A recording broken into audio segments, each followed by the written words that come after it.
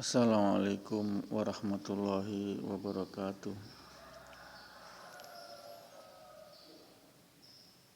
Allahumma salli ala Muhammad wa ala ali Muhammad. Alhamdulillahirabbil alamin. A'udzu billahi minasyaitonir rajim. Bismillahirrahmanirrahim. Rabbi shrah li sadri wa yassir li amri wahlul 'uqdatam min lisani yafqahu qawli. Rabbi zidni ilma warzuqni fahman. Asyhadu an la ilaha illallah astaghfirullah. Nas'alukal jannata wa na'udzubika minan nar. Allahumma innaka afuwun tuhibbul afwa fa'fu ya karim. Rabbana zalamna anfusana wa illam taghfir lana tarhamna lanakunanna minal khasirin. Pendengar yang dirahmati Allah, pertama-tama Alhamdulillah ahyana ba'da amatana wa ilaihin nusur. Segala puji bagi Allah yang telah membangkitkan, menghidupkan kembali dari kematian sementara yang tidur malam, insyaallah, amin. Pendengar yang dirahmati Allah, tidak terasa kita telah memasuki hari ke-25 di bulan suci Ramadan ini. Insyaallah kita diberi kekuatan oleh Allah, hidayah, inayah, pertolongan Allah, nusrullah, sehingga kita bisa menggenapkan daripada ibadah puasa kita pada tahun ini, yakni 30 hari, insyaallah. Di saat-saat 10 hari terakhir, insyaallah kita dijanjikan oleh Allah sebagai masa-masa itqun minanar, turunnya berkah Allah, yakni itqun minanar, pembebasan dari api neraka. Itulah makom para aulia, para nabi al-anbiya, rasul, yakni makom itqun minanar. Dan inilah dambaan semua manusia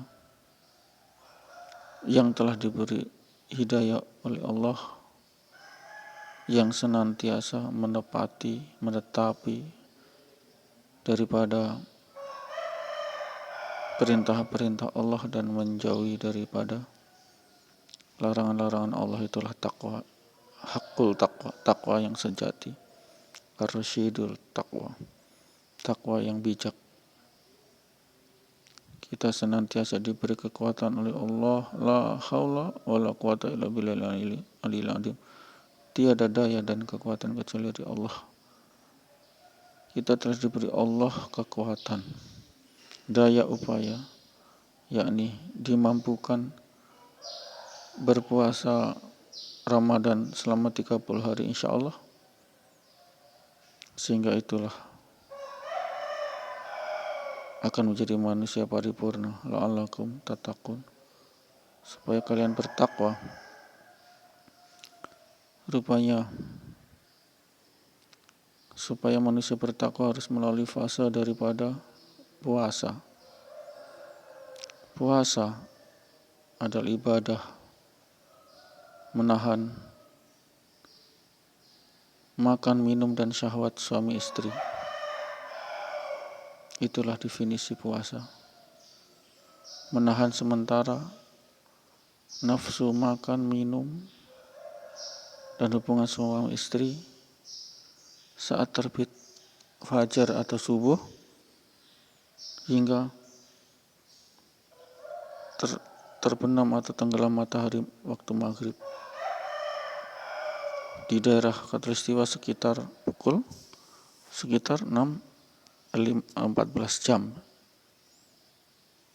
Itulah puasa. Kita disuruh oleh Allah menahan gejolak syahwat makan, minum, syahwat suami istri, Karena itulah yang menghalangi ketakwaan kepada Allah, syahwat-syahwat ini. Syahwat makan, minum, itu adalah fitrah manusia, memang fitrah manusia. Dikatakan fitrah memang itulah kebutuhan dasar yang perlu supaya tegak daripada tubuh ini bisa ibadah dan lain-lain. Sekarang pertanyaannya, yang dimakan, yang diminum, tentu mereka pingin yang mewah, pingin yang mahal, pingin yang enak. Dari yang enak inilah membuka jalan maksiat, kemungkaran, korupsi, pencurian, gurur, bisnis gurur, tijarah gurur, tipu menipu, mengebiri dari hak orang lain. Ini pangkalnya dari makanan yang mewah, minuman yang mewah, kemudian nafsu terhadap lawan jenis telah memerintahkan dengan nafsu lawan jenis ini adalah dia untuk korupsi, untuk mencuri, untuk menindas dengan motivasi banyak uang, dengan motivasi banyak harta, dengan motivasi semakan mudah bila melakukan hubungan maksiat, zina. Ini pendengar yang dirahmati Allah. Motivasi ini, okelah. Cinta lawan jenis adalah fitrah, memang fitrah. Diatur dengan pernikahan, munakahat. Tapi saat nafsu, syahwat, libido ini tidak terkontrol, maka dia dilimpaskan dengan zina. Untuk zina ini butuh uang. Uang ini dari mana? Merampok, mencuri, gratifikasi, gurur, menindas orang, merampas hak orang lain, bohong. Ini dalam satu mata rantai daripada syahwat. Betapa banyak laki-laki rela berjuta-juta, bahkan beratus-ratus juta untuk melampiaskan hanya syahwatnya saja. Untuk melampiaskan hanya syahwatnya saja kepada perempuan. Na'udzubillah summa na'udzubillah min zalik. Ini pendengar yang dirahmati Allah. 3 hal ini menjadi pemicu daripada akar pangkal kemaksiatan, yakni makan, minum, dan lawan jenis wanita. Ini pendengar yang dirahmati Allah. Sehingga Allah perintahkan, kutiba alaikumusiyam kama kutiba alal ladzina min qablikum la'allakum tattaqun. Telah kewajibkan kepadamu puasa sebagaimana kewajibkan sebelum umat kepada umat sebelum kamu supaya kamu bertakwa. Takwa inilah. Sehingga dia tahu kalau puasa tidak boleh syahwat, libido, lawan jenis perempuan, tidak boleh. Dikontrol. Ini soal saya puasa. Dikontrol. Dinihilkan dulu untuk sementara waktu. Syahwat wanita, makan, minum, dinihilkan. Itulah pencapaian maqam Allah. Itu harus melalui perut yang kosong, syahwat yang dikosongkan juga. Karena itu maqam Allah, karakteristik Allah, tidak membutuhkan yang lain. Qiyamu bi nafsi, tidak butuh makan, tidak butuh minum, tidak butuh hubungan suami istri. Itu maqam Allah. Kita tidak bisa mendekati maqam Allah. Maqam ilahi. Kalau kita tidak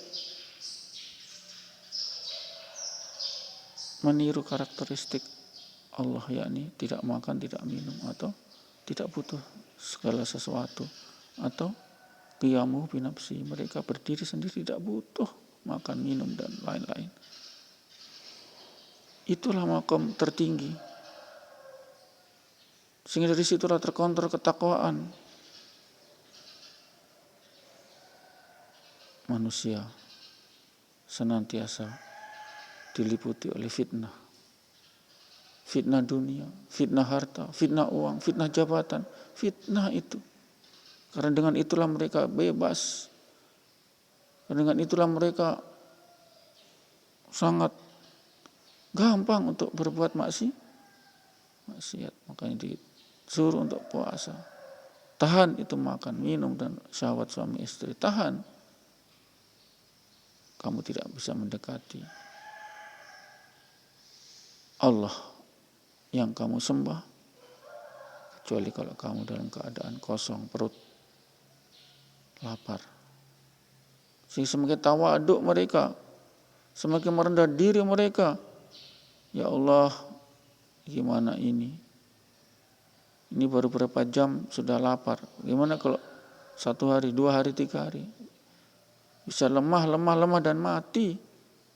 Sehingga dia senantiasa timbul pengharapan hanya kepada Allah. Pengharapan hanya kepada Allah. Iya, kalau tanpa makan, bukan tanpa makan, Allah tidak kasih makan, tidak kasih tumbuh padi, tumbuh-tumbuhan untuk dimakan, kasih besar itu ikan dan lain-lain di laut dan hewan-hewan untuk dimakan.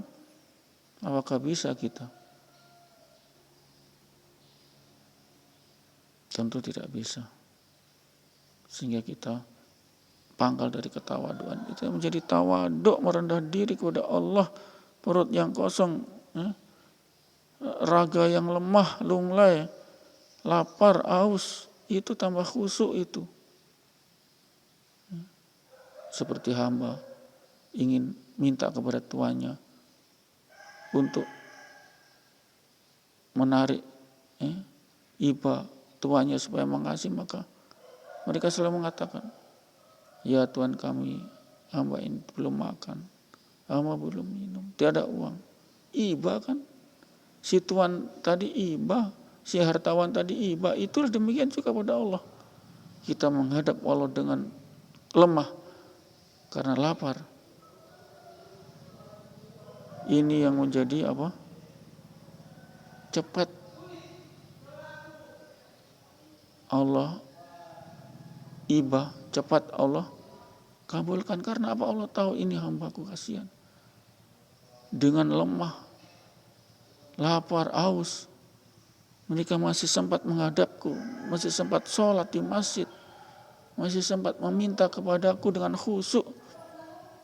Karena dengan diri yang lemah lunglai itu menghadapkan dirinya dengan lemah lunglai lain, menghadapkan dirinya dengan perkasa, dengan kuat tenaga karena ada makan, dengan lunglai, lemah, lain itu dari pandangan Allah. Demikian juga kepada Tuhan besar itu yang dermawan.